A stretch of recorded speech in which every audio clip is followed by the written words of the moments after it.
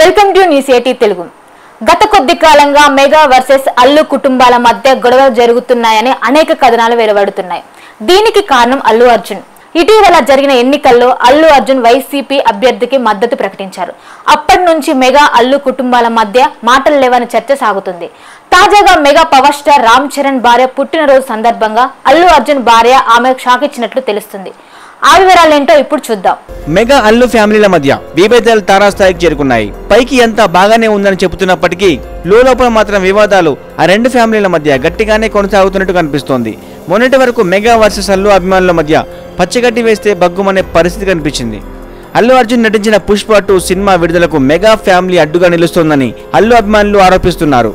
తమిళ star దర్శకుడు Atlee cinema కూడా mega family వల్లే అల్లు అర్జున్ చేయి దాటిపోయిందని అల్లు అభిమానులు కామెంట్స్ చేస్తున్నారు.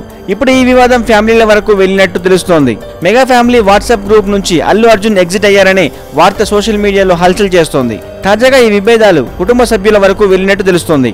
జూలై 20న మెగా కోడలు రామ్ చరణ్ భార్య ఉపాసన పుట్టినరోజు. లావణ్య త్రిపాఠి, నమ్రత శిరోద్కర్, తారక్ భార్య లక్ష్మీ ప్రణతి, పలువురు సెలబ్రిటీలు ఉపాసనకు బర్త్డే విష్ చెప్పారు. అయితే అల్లు అర్జున్ భార్య స్నేహారెడ్డి మాత్రం ఉపాసనకు బర్త్డే విష్ చెప్పకపోవడం ఇప్పుడు హాట్ టాపిక్ గా మారింది.